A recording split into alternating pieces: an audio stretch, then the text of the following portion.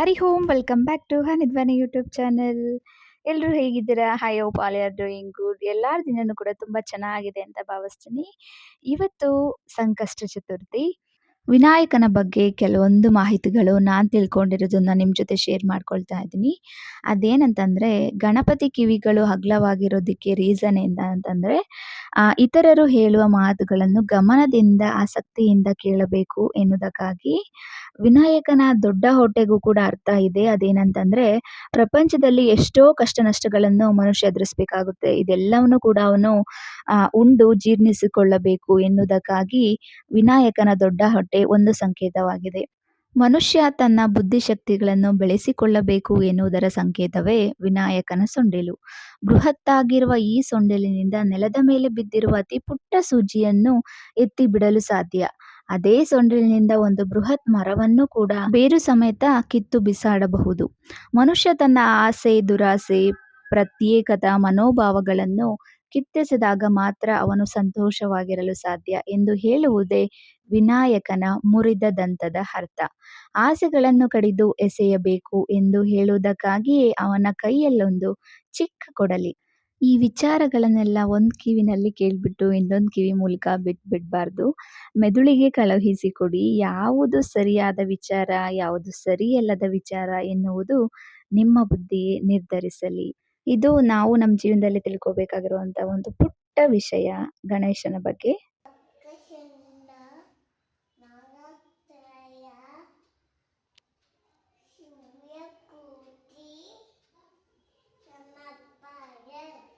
So coming to my day, ದಿನ ತುಂಬಾನೇ ಶುರುವಾಯಿತು. ಧ್ವನಿನ ರೆಡಿ ಮಾಡಿಸ್ಬಿಟ್ಟು ಅವರು ಕೂಡ ಸ್ನಾನ ಮಾಡಿಬಿಟ್ಟು ರೆಡಿಯಾಗಿ ದೇವಸ್ಥಾನಕ್ಕೆ ರೆಡಿಯಾಗಿದ್ದಾರೆ.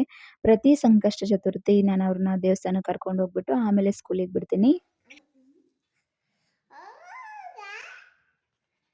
ಹೋಗೋಣ ಜಿಜ್ಜಿ ಗುಡಿಗೆ. ಜೋಡ್ಸಿನಪ್ಪ, ಇಲ್ಲ ಜೋಡಿಸಿ ದಾರ ಹಾಕಿದ್ದೀನಲ್ಲ, ಜೋಡಿಸಿ ದಾರ ಹಾಕಿದ್ದೀನಿ, ಸರಿನಾ? ಅದು ಹಂಗೆ ಹಂಗೆ ಇರಬೇಕು, ಅದು ಹರಡ್ಕೊಂಡಿರುತ್ತೆ, ಏನಾಗಲ್ಲ. ನಡಿ ಹೋಗ್ಬರೋಣ, ನಡಿ ನಡಿ. ಪ್ರತಿ ಸಂಕಷ್ಟ ಚತುರ್ಥಿ ಧ್ವನಿನ ಆಲ್ಮೋಸ್ಟ್ ಅಲ್ಲಿ ಬೇಗ ಎಬ್ಬರಿಸಿ ದೇವಸ್ಥಾನ ಕರ್ಕೊಂಡು ಹೋಗ್ಬಿಟ್ಟು ಸ್ಕೂಲಿಗೆ ಕಳಿಸೋದಕ್ಕೆ ಟ್ರೈ ಮಾಡ್ತೀನಿ. ಇವತ್ತು ಕೂಡ ಅದೇ ರೀತಿ ಬೇಗ ಎಬ್ಬರಿಸಿದ್ದಕ್ಕೆ ತುಂಬ ಅಳ್ತಾ ಇದ್ರು. ಫಸ್ಟ್ ಅವಳು ಎದ್ದ ತಕ್ಷಣ ಯಾಕೆ ಅಳ್ತಾಳೆ ಅಂದ್ರೆ ಅವ್ರ ಅಪ್ಪಾಜಿ ಕಾಣಿಸೋದಿಲ್ಲ, ಅದಕ್ಕೋಸ್ಕರ ಅಳ್ತಾ ಇರ್ತಾರೆ. ಅವಳು ಎದ್ದೋಳೋ ಅಷ್ಟರಲ್ಲಿ ಅವ್ರ ಅಪ್ಪಾಜಿ ಆಲ್ರೆಡಿ ಡ್ಯೂಟಿಗೆ ಹೋಗಿರ್ತಾರೆ. ಸೊ ಪ್ರತಿದಿನ ಫಸ್ಟ್ ಎದ್ದ ತಕ್ಷಣ ಅವಳು, ಆಮೇಲೆ ನೆಕ್ಸ್ಟ್ ಬೇರೆ ಕೆಲಸ. ಸ್ನಾನ ಮಾಡೋಕ್ಕೆ ಸ್ವಲ್ಪ ಅವಳಿಗೆ ಸ್ನಾನ ಅಂದರೆ ಇಷ್ಟ ಇಲ್ಲ, ಅದಕ್ಕೋಸ್ಕರ ಕೂಡ ಪ್ರತಿದಿನ ಅಳ್ತಾರೆ. ಸೊ ಫೈನಲಿ ಎಲ್ಲ ರೆಡಿ ಆಯಿತು. ರೆಡಿ ಮಾಡಿಸ್ಕೊಂಡು ದೇವಸ್ಥಾನಕ್ಕೆ ಹೋಗಿ ಬಂದಾದ್ಮೇಲೆ ಇವತ್ತು ಬ್ರೇಕ್ಫಾಸ್ಟ್ ಏನು ತಿಂದಿಲ್ಲ, ಜಸ್ಟ್ ಮಿಲ್ಕ್ ಕುಡಿದ್ಬಿಟ್ಟು ಫ್ರೂಟ್ಸ್ ಮತ್ತು ಡ್ರೈ ಫ್ರೂಟ್ಸ್ ಎಲ್ಲ ತಿಂದ್ಬಿಟ್ಟು ರೆಡಿ ಆಗಿಬಿಟ್ರು. ಸೊ ಸಮ್ಟೈಮ್ಸ್ ನಾನೇನು ಹೋಗುವಾಗ ಬಾಯ್ ಹೇಳೋದಿಲ್ಲ. ಸಮ್ಟೈಮ್ಸ್ ಅವರೇ ಬಾಯ್ ಮಾಡ್ತಾರೆ. ಹೋಗೋಕ್ಕಿಂತ ಮುಂಚೆ ಅವರೇ ದೇವ್ರಿಗೆ ಕೈ ಮುಗಿದ್ಬಿಟ್ಟು ಹೋಗ್ತಾರೆ. ಸೊ ಇದೆಲ್ಲ ಆಲ್ಮೋಸ್ಟ್ ನಾನು ಹೇಳೋಕ್ಕಿಂತ ಮುಂಚೆ ಇವಾಗ ಅವಳೇ ಮಾಡ್ತಾ ಇದ್ದಾಳೆ. ಅವಾಗೆಲ್ಲ ಹೇಳ್ತಾ ಇದ್ದೆ, ಇವಾಗ ಅವರೇ ಎಲ್ಲ ಪ್ರಾಕ್ಟೀಸ್ ಆಗೋಗ್ಬಿಟ್ಟಿದೆ. ಧ್ವನಿ ಹೋದ್ಮೇಲೆ ಬುಕ್ಸ್ ರೀಡಿಂಗ್ ಮುಗಿಸ್ತಾ ಇದ್ದೀನಿ. ಆಲ್ರೆಡಿ ನಾನು ಲಾಸ್ಟ್ ವಿಡಿಯೋದಲ್ಲಿ ನಾನು ತೋರಿಸಿದ್ದೆ ಯಾವ ಬುಕ್ ಓದ್ತಾ ಇದ್ದೀನಿ ಅಂತ ಹೇಳ್ಬಿಟ್ಟು. ಹಾಗೆ ಸ್ವಲ್ಪ ನನ್ನ ಕೆಲಸಗಳಿದ್ವು, ಏನೇನೋ ತಗೊಬರೋದಿತ್ತು ಮನೆಗೆ ಥಿಂಗ್ಸು. ಸೊ ಅದಕ್ಕೋಸ್ಕರ ಎಲ್ಲ ಲೀಸ್ಟ್ ಮಾಡಿಕೊಂಡು ಮರ್ತೋಗ್ಬಿಡ್ತೀನಿ. ತುಂಬ ಮರವು ನನಗೆ. ಸೊ ಜಾಸ್ತಿ ಮರಿತಾ ಇರ್ತೀನಿ. ಅದಕ್ಕೋಸ್ಕರ ಲೀಸ್ಟ್ ಬರ್ಕೊಂಡು ರೆಡಿ ಆಗಿಬಿಟ್ಟು ಹೋದೆ. ಅಲ್ಲಿಗೂ ಕೂಡ ನಾನು ಅಂಬ್ರೆಲಾ ತೊಗೊಂಡೋಗ್ಬೇಕು ಅನ್ನೋದು ಮರ್ತ್ಬಿಟ್ಟಿದ್ದೆ. ಯಾಕಂದರೆ ಹೊರಗಡೆ ವೆದರ್ ಫುಲ್ ಮೋಡ ಆಗಿಬಿಟ್ಟಿತ್ತು, ಹಾಗೆ ತುಂಬ ಚಳಿ ಇತ್ತು. ಸೊ ಮತ್ತೆ ಹೋಗ್ಬಿಟ್ಟು ಮತ್ತೆ ಬಂದು ಮತ್ತೆ ಛತ್ರಿ ತಗೊಂಡು ಸ್ವೆಟರ್ ಹಾಕೊಂಡು ಫೈನಲಿ ರೆಡಿ ಆಗಿಬಿಟ್ಟು ಹೋದೆ. ಇವತ್ತು ಮೇನ್ ಟಾಸ್ಕ್ ಏನಂತಂದರೆ ಧ್ವನಿದು ಹೇರ್ ಕಟಿಂಗ್ ಮಾಡಿಸ್ಬೇಕು. ಹೇಗೆ ಮಾಡಿಸೋದು, ಸುಮ್ಮನೆ ಇರ್ತಾಳೋ ಇರಲ್ವೋ, ಮಾಡಿಸ್ಕೊಳ್ತಾಳೋ ಇಲ್ವೋ ಅಂತ ತುಂಬ ಅವಳಿಗಿಂತ ಜಾಸ್ತಿ ಕ್ಯೂರಿಯಾಸಿಟಿ ನನಗಿತ್ತು. ಡೈರೆಕ್ಟ್ ಅವಳು ಸ್ಕೂಲ್ ಮುಗಿದ ತಕ್ಷಣ ಡೈರೆಕ್ಟ್ ಶಾಪಿಗೆ ಕರ್ಕೊಂಡು ಹೋಗ್ಬಿಟ್ಟು ಕಟಿಂಗ್ ಮಾಡಿಸ್ತಾ ಇದ್ದೀನಿ. ಅವಳದು ಏರ್ಸ್ ತುಂಬ ತೆಳುವಾಗಿತ್ತು, ಮುಂದೆ ತುಂಬ ಕಮ್ಮಿ ಏರ್ಸ್ ಇತ್ತು, ಹಿಂದೆ ಮಾತ್ರ ಬರೀ ಉದ್ದ ಆಗಿಬಿಟ್ಟಿತ್ತು, ಚೆನ್ನಾಗಿ ಕಾಣಿಸ್ತಾ ಇರಲಿಲ್ಲ. ಸೊ ಇಷ್ಟ ಇರಲಿಲ್ಲ ಮಾಡಿಸೋದಕ್ಕೆ. ಜುಟ್ಟು ಹಾಕಬೇಕು, ಸ್ವಲ್ಪ ಉದ್ದ ಕೂದಲಿರಬೇಕು ಅನ್ನೋದು ನನ್ನ ಆಸೆ ಇತ್ತು. ಬಟ್ ಅದು ತುಂಬ ಅನ್ಈಕ್ವಲ್ ಆಗಿಬಿಟ್ಟಿತ್ತು. ಅದಕ್ಕೋಸ್ಕರ ಈಕ್ವಲ್ ಆಗಿರಲಿ ಅಂತ ಹೇಳ್ಬಿಟ್ಟು ಮಾಡಿಸ್ತಾ ಇದ್ದೆ. ಫೈನಲಿ ಅಂತೂ ಇಂತೂ ಧ್ವನಿದು ಹೇರ್ ಕಟಿಂಗ್ ಆಯಿತು. ಆ ಥರ ಒಂದು ಬಾಚ್ಬಿಡಿ, ಇಲ್ಲೇ ಇರು. ಬಾಚ್ತಾ ಇಲ್ವಾ? ವಿಡಿಯೋ ಮಾಡ್ಕೊತೀನಿ ನೋಡು.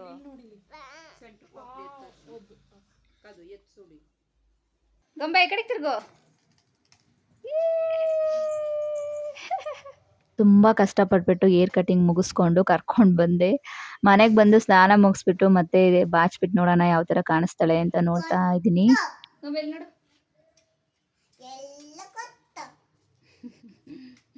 ಚೆನ್ನಾಗಿ ಕಾಣಿಸ್ತಿಲ್ಲ, ಚೆನ್ನಾಗಿ ಕಾಣಿಸ್ತಿಲ್ಲ, ಚೆನ್ನಾಗಿ ಕಾಣಿಸ್ತಿಲ್ಲ. ಚೆನ್ನಾಗಿ ಕಾಣಿಸ್ತಿದ್ದೀರಾ? ಎತ್ತಿರ ನಾ ಕೊಡ್ರಿ. ಪ್ರತಿದಿನ ಅವಳನ್ನ ಜುಟ್ಟು ಹಾಕ್ಬಿಟ್ಟು ನೋಡ್ತಾ ಇದ್ದೆ ಉದ್ದ ಕೂದಲಲ್ಲಿ ಸ್ವಲ್ಪ. ಸೊ ಅದ್ವಾಗ ಖುಷಿ ಅನ್ಸೋದು, ಚೆನ್ನಾಗಿತ್ತು ಅನ್ಸೋದು. ಇವಾಗ ಸಡನ್ ಆಗಿ ಹೇರ್ ಕಟ್ ಆಗಿರೋದ್ರಿಂದ ಚೆನ್ನಾಗಿ ಕಾಣಿಸ್ತಾ ಇಲ್ಲ ಅಂತ ನನ್ ಫೀಲ್ ಆಗ್ತಾ ಇತ್ತು. ಬಟ್ ನಮ್ಮ ಮನೆಯವರೆಲ್ಲ ಚೆನ್ನಾಗಿದೆ ಅಂತ ಹೇಳಿದ್ರು. ಅವಳಿಗೂ ಕೂಡ ಇಷ್ಟ ಆಗಿತ್ತು. ಒಂದ್ ಸ್ವಲ್ಪ ದಿನ ಹೇರ್ ಕಟ್ ಮಾಡಿ ಸ್ವಲ್ಪ ಒಂದ್ ಲೆವೆಲ್ ಅಪ್ ಆಗೋವರ್ಗುನು ಆ ತರ ಫೀಲ್ ಆಗ್ತಾ ಇರುತ್ತೆ. ಸಡನ್ ಆಗಿ ಚೇಂಜಸ್ ಆಗಿರುತ್ತಲ್ವಾ, ಅದಕ್ಕೆ ಆ ತರ ಅನ್ಸುತ್ತೆ. ಆಮೇಲೆ ಚೆನ್ನಾಗಿ ಕಾಣಿಸುತ್ತೆ.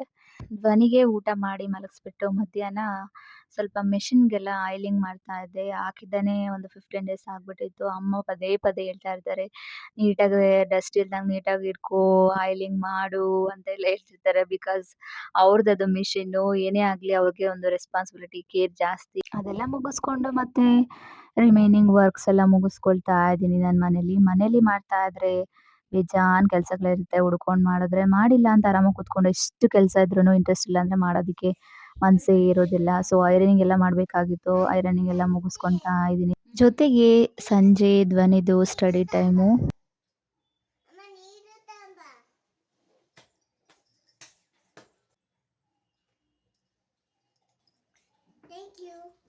ವೆಲ್ಕಮ್.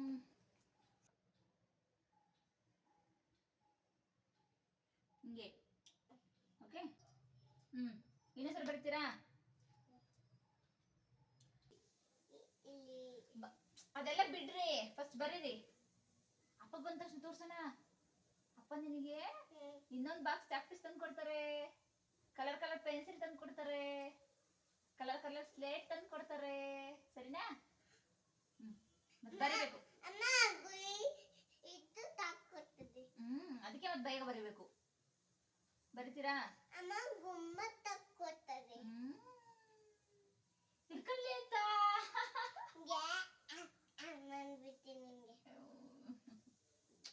ಸರಿ ಬರೀರಿ, ಮಾತಾಡೋದ್ ಬಿಟ್ಟು ಟೈಮ್ ವೇಸ್ಟ್ ಮಾಡಬಾರ್ದು.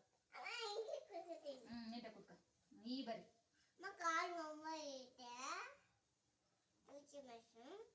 ಸರಿ.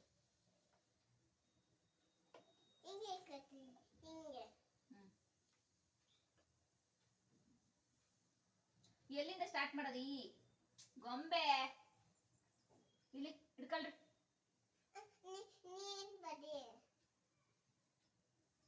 ಸರಿ, ನಾನು ಬರ್ದು ತೋರಿಸ್ತೀನಿ, ಆಮೇಲೆ ಬರೀಬೇಕು. ಹಿಂಗ್ ಕೂತ್ಕೊ ಸ್ಟ್ರೈಟ್ ಆಗಿ. ಧ್ವನಿ ಐ ಈ 4 ಲೆಟರ್ಸ್ ಬರಿತಾ ಇದ್ಲು. ಜಸ್ಟ್ 15 ಡೇಸ್ ನಾನು ಬರ್ಸಿಲ್ಲ ಅಂದಿದ್ದಕ್ಕೆ ಎಲ್ಲ ಮರ್ತ್ಬಿಟ್ಟು ಬರಿತಾ ಇಲ್ಲ. ಬರೀ ಆಡೋದಕ್ಕೆ ತುಂಬಾ ಇಂಟ್ರೆಸ್ಟ್ ಕೊಡ್ತಿದ್ಲು. ಹೋಗ್ಲಿ ಬಿಡು ಆಡ್ಲಿ ಅಂತ ಸುಮ್ಮನೆ ಆಗಿದ್ದೆ. ಇವಾಗ ಎಲ್ಲ ಮರ್ತು ಕೂತ್ಬಿಟ್ಟಿದ್ದಾರೆ.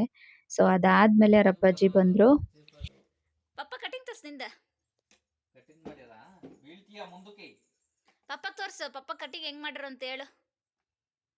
ಗೊಂಬೆ, ಪಪ್ಪ ಕಟಿಂಗ್ ಹೆಂಗ್ ಮಾಡ್ರು ಅಂತ ಹೇಳು. ಧ್ವನಿ ಎತ್ಲ ಅಂತ ಕೇಳ್ರಿ.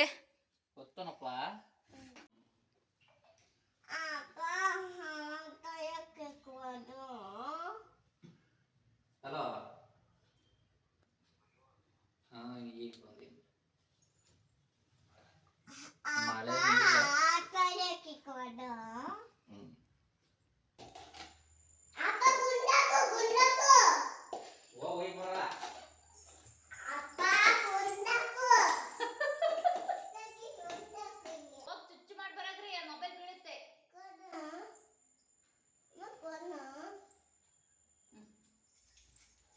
ಧ್ವನಿ ಅವ್ರ ಅಪ್ಪಾಜಿ ಬಂದ್ಮೇಲೆ ಬರ್ದಿರೋದೆಲ್ಲ ತೋರಿಸ್ರಿ ಅಂದ್ರೆ ಎಲ್ಲ ಅಳಿಸ್ಬಿಟ್ಟು ಅವ್ರ ಅಪ್ಪಾಜಿಗೆ ಹೇಳ್ತಾ ಇದ್ರು, ಅಪ್ಪಾಜಿ ನೀಟಾಗಿ ಬರೀ, ಗುಂಡಾಕಿ ರೌಂಡಾಗಿ ಬರೀರಿ ಅಂತ ಅವ್ರ ಅಪ್ಪಾಜಿಗೆ ಹೇಳ್ತಾ ಇದಾರೆ. ನಾನೇನ್ ಹೇಳ್ದೆ ನಮ್ಮ ಮನೆಯವ್ರಿಗೆ, ನೀವ್ ಬರಸ್ರಿ, ನೀವ್ ಹೇಳಿದ ಮಾತು ಕೇಳ್ತಾರೆ ಅಂದ್ರೆ ಅವಳೇ ಅವ್ರ ಅಪ್ಪಾಜಿಗೆ ಬರಿ ಅಂತ ಹೇಳಿದ್ ಬರೀ ಕಳ್ಸಿದ್ಲು.